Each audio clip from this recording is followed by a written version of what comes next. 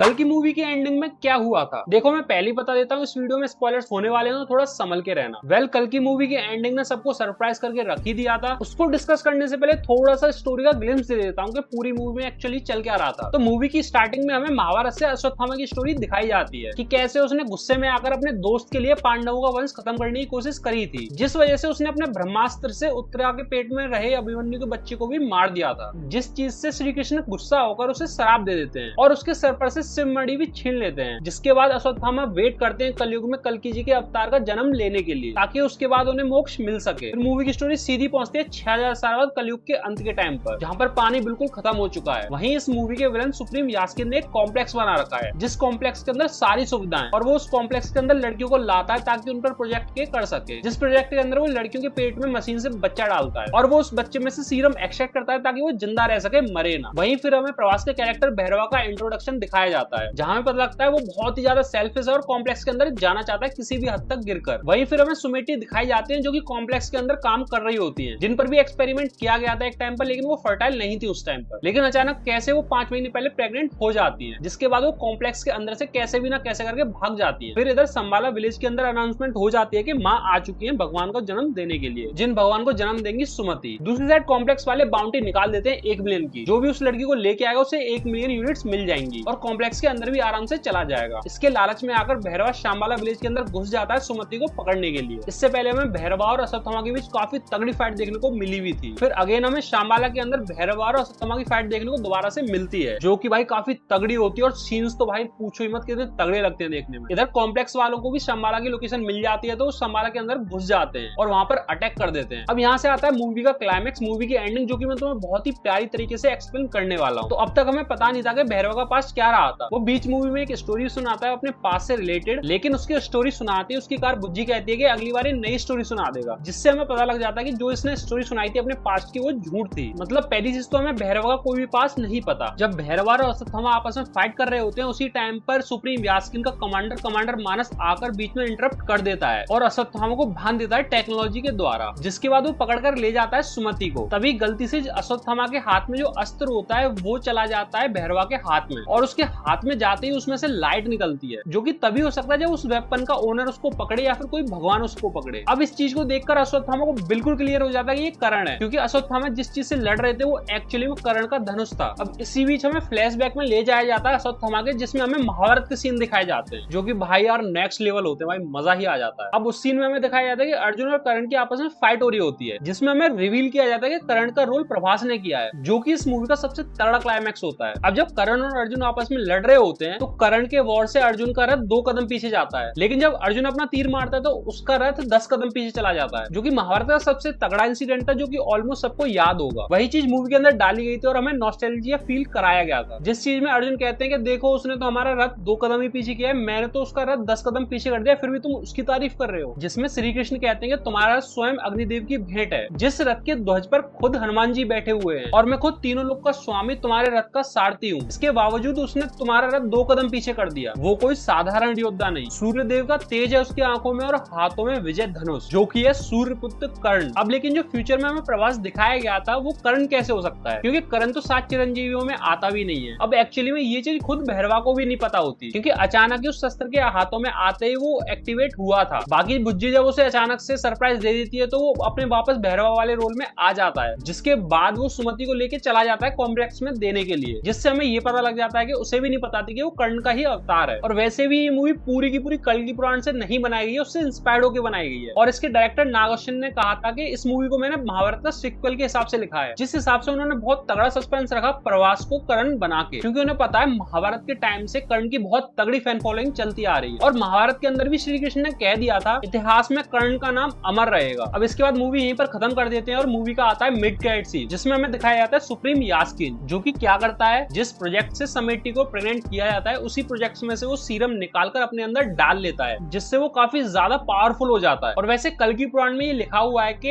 एक ही अंश से कली और कल्कि एक साथ बनेंगे, जो कि मूवी में भी हमें दिखाया गया। एक ही सीरम से सुप्रीम यास्किन भी बना और कल्कि देवता भी बनेंगे। जिसके बाद वो जाता है गांडीव के पास और उसे उठा लेता है। अब जिन लोगों को नहीं पता, गांडीव वो धनुष था जो अर्जुन के पास था, जो कि दधीच ऋषि की हड्डियों से बनाया गया था और वो बहुत पावरफुल धनुष था जिसे कोई भी ह्यूमन बीइंग उठा भी नहीं सकता। और मूवी के अंदर भी हमने देखा था जब वो धनुष एक्टिवेट हो जाता है तो उसे कोई भी छू नहीं पा रहा था। लेकिन भाई एंडिंग में सुप्रीम यास्किन ने वो धनुष उठा लिया था, और वो इसलिए क्योंकि उसके अंदर भी कल्कि जी का अंश आ चुका था। और जैसा मैं बताया, कल्कि जी तो देवता है ही कलयुग के, और कली भी उनसे ही बना है। यही कारण था सुप्रीम यास्किन ने गांडीव उठा लिया था अर्जुन वाला। वैसे मूवी के अंदर हमें नहीं बताया गया कि ये अर्जुन का ही धनुष है, बस मूवी के अंदर हमें उसका नाम गांडीव बताया गया। लेकिन जिन लोगों ने महाभारत देख रखी है उन्हें तो पक्का पता है कि अर्जुन का ही धनुष है गांडीव। इस मूवी में काफी तगड़े तगड़े रेफरेंस डाले गए हैं महाभारत से, जिन्हें अगर तुम नॉर्मली देखोगे तो पता भी नहीं चलेगा। इसके बाद मेरी गाइड सीन यहीं पर खत्म हो जाता है और स्क्रीन पर लिखा आता है द कल्कि सिनेमैटिक यूनिवर्स कंटिन्यूज। कल्कि को मैं 10 में से 7 रेटिंग देना चाहूंगा, जिसमें से मैंने एक रेटिंग काटी है दिशा पाटनी की, एक रेटिंग काटी है प्रवास की डायलॉग डिलीवरी इंटरवल से पहले, और एक रेटिंग काटी है मैंने अश्वत्थामा के यंग लुक के क्लोजअप शॉट्स में। बाकी तुम कल्कि मूवी को 10 में से कितनी रेटिंग देना चाहोगे कमेंट में जरूर बता के जाना। और वीडियो बनाने में काफी मेहनत लगती है तो भाई एक लाइक जरूर देके जाना। तुम्हारे लिए तो फ्री है, लेकिन भाई मेरे लिए बहुत इंपॉर्टेंस रखता है। बाकी कल्कि मूवी से रिलेटेड कोई भी अगर तुम्हारी थ्योरी हो या फिर तुम कल्कि मूवी के बारे में कुछ भी बात करना चाहते हो वो भी कमेंट में जरूर बता देना, जिसे मैं अपनी अगली वीडियो में कंसिडर जरूर करना चाहूंगा। तब तक के लिए मिलते हैं अगली किसी वीडियो में। Tata bye bye.